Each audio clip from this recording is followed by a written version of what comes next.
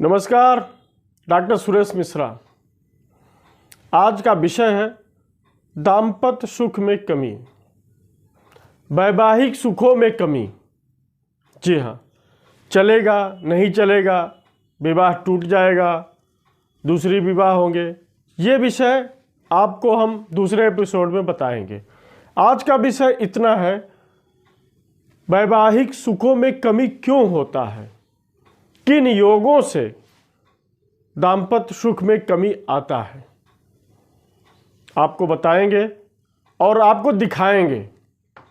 आज आपको बिल्कुल सरल विधि से और कारक योग जिसके रहने से आपके चार्ट में यदि वह संयोग है, वह ग्रह योग ऐसे स्थित है, तो दाम्पत्य सुख में कमी आएगी। हम आपको एक एक करके बताते हैं, 2 से 3, 4, 5 कंडीशन बताएंगे। आप सीख सकेंगे, आप देख सकेंगे, आप दूसरे को बता सकेंगे, बिल्कुल सरल विधि से। नंबर 1, दाम्पत्य सुख में कमी का योग। यदि आपके लग्न में, आपके लग्न चक्र में लग्नेश और सप्तमेश, लग्नेश का स्वामी सप्तम भाव का स्वामी यदि एक दूसरे से दो द्वादश हों, एक दूसरे से दो द्वादश बैठे हैं, स्थित हैं, तो यह कमी आएगी। दो द्वादश से मतलब आप ऐसे देखिए कि लग्न का स्वामी जो ग्रह बनता है, सपोज करिए लग्न का 1 नंबर है लग्न में, तो लग्न का स्वामी मंगल जिस जगह पर स्थित है उसके एक घर आगे या पीछे शुक्र बैठे हैं, क्योंकि सप्तम का स्वामी शुक्र होगा मेष लग्न में। तो लग्न का स्वामी सप्तम का स्वामी दो द्वादश में बैठे हैं, आस पास अगल बगल बैठे हैं, तो दाम्पत्य सुख में कमी होगी, निश्चित होगी।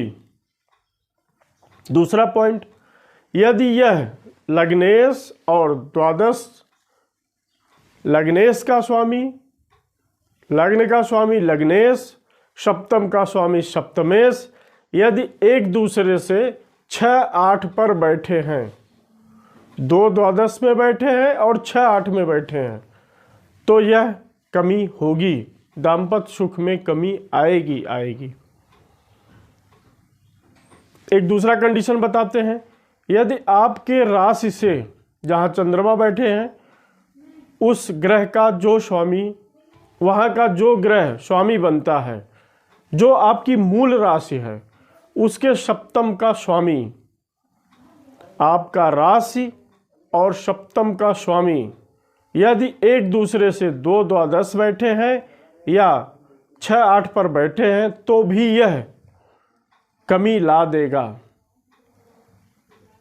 तो यदि राशि का स्वामी और राशि के हिसाब से चंद्रमा के 7वें का स्वामी 2 द्वादश बैठे हैं या 6-8 पर बैठे हैं, तो वैवाहिक सुखों में कमी आएगी। यदि आपकी कुंडली में है, आप कोई भी हो सकते हैं, मेल फीमेल, महिला पुरुष, जिसकी कुंडली में यह योग है उसके वैवाहिक सुखों में कमी आएगी। और निश्चित मानिए यदि यह कुंडली में है तो ऐसा ही योग वाली कुंडली आपको मिलेगी, मतलब आपके जीवन साथी की कुंडली में इन कंडीशनों में से कुछ न कुछ ऐसा योग होगा। हमने 2 बताया, तीसरा बताते हैं आपको। तीसरा होता है, यदि शुक्र और मंगल, आपकी कुंडली में शुक्र और मंगल एक दूसरे से 2 द्वादश में बैठे हैं या 6-8 पर बैठे हैं, तो भी यह कमी आएगी। आप देख लीजिए अपने चार्ट में, आप अपने संबंधियों के, परिचितों के, संतान के, बच्चों के, किसी की भी चार्ट उठाएं, लग्न चक्र खोलें और देखें कि शुक्र मंगल यदि एक दूसरे के बगल बैठे हैं, दो द्वादश पे हैं और एक दूसरे से 6-8 पर हैं, तब भी यह दुर्योग बनेगा और दाम्पत्य सुख में कमी आ जाएगी। एक तीसरा आपको बताते हैं, बिल्कुल देख लीजिए, क्लियर कर लीजिए। यदि नहीं कर पाते हैं तो आप मुझसे पूछिए, आप अपने डिटेल भेज दीजिए, मैं 1 मिनट में आपको बता दूंगा, आपको समझा दूंगा। एक दूसरा है कि लग्न चक्र से, आपके लग्न चक्र से यदि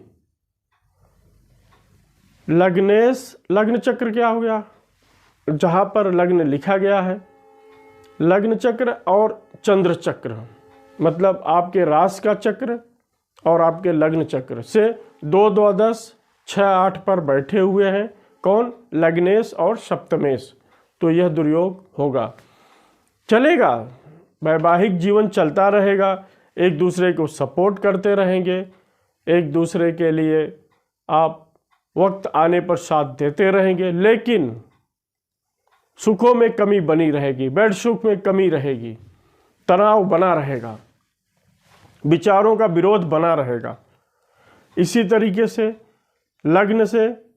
लग्न में मंगल हो और सप्तम में मंगल हो, किसी भी चार्ट के कुंडली के लग्न से लग्न में मंगल हो और लग्न से सप्तम भाव में मंगल बैठ गए हों, तब भी आपके वैवाहिक सुखों में कमी होगी। यह आपका ही चार्ट है, आपके ही चार्ट में ऐसा योग है, अगला भी ऐसे मिलेगा, लेकिन आप खुद लेके पैदा हुए हैं। और एक परीक्षण आपको बहुत अच्छा बताते हैं, उससे आप देखेंगे तो क्लियर कर लेंगे। आप अपने चक्र को देखें और देखें कि आत्मकारक ग्रह और दारा कारक ग्रहों में अंतर क्या है। आत्मकारक ग्रह क्या है, जिस ग्रह की डिग्री सर्वाधिक है और जिस ग्रह की डिग्री सबसे कम है, तो सर्वाधिक डिग्री में से सबसे कम डिग्री को घटा दें, और यदि वह अंतर, यदि सर्वाधिक डिग्री में से सर्वाधिक कम डिग्री को घटा देने पर अंतर 5-7-3 का आता है, यदि वह अंतर 5-7-3 का आता है, तो निश्चित रूप से आपके सुखों में कमी आएगी। तो यह आप क्लियर कर सकते हैं। ऐसे बहुत से योग हैं, लेकिन ये योग आपके ही कुंडली में दिखेंगे। अब यदि होना है विवाह, कुंडली मिलानी है, हाँ, तारा मिलान, कुंडली मिलान में तारा मिलान का भी योग बहुत इंपॉर्टेंट होता है बेड सुख में, आपसी तनाव से बचने में। तो दाम्पत्य सुख कम न होने पाए, इसलिए आप इन चीज़ों को मिलाएं, देखें। यदि आप नहीं समझ पाते हैं तो स्क्रीन पे चलने वाले नंबर पर आप अपना डिटेल भेजकर पूछ सकते हैं, जान सकते हैं। यदि हो गई है शादी और इन समस्याओं से बचने हैं, तो आप इन्हीं ग्रहों का, आप लग्नेश का, सप्तमेश का संयोग अच्छा करें, इनकी शुभता बढ़ाएं। इनकी शुभता, इनकी एनर्जी बढ़ाने से आपके जीवन में यह योग बन जाएगा। ग्रहों की एनर्जी से सुखों की वृद्धि बात अतिशयोक्त नहीं है, ज्योतिष विज्ञान है, और यह निर्धारण प्रकृति करती है, यह निर्धारण प्रकृति करती है आपका बैलेंस, ग्रहों का सामंजस्य और ग्रहों का बैलेंस जीवन में हर प्रकार की व्यवस्था देता है। अब वो समझने की बात है, कौन समझ के किस उपाय से कितना बैलेंस बनाता है, परंतु होगा। तो मित्रों, यदि आपको ऐसी समस्याओं से छुटकारा पाना है, दाम्पत्य सुख बढ़ानी है, या ऐसी समस्या न आए ये दिखाना है, तो आप हमारे नंबर पर कॉल करें, स्क्रीन पर भेजें, नंबर दिख रहा है, आप उस पर कॉल करके संपर्क करके इसका निदान कराएं, सुखी जीवन जिएं। आनंद जीवन का उसी में है। तो आपसे विदा लेते हैं, लेकिन एक छोटा अनुरोध है आपसे, आप हमारे YouTube चैनल को सब्सक्राइब करें।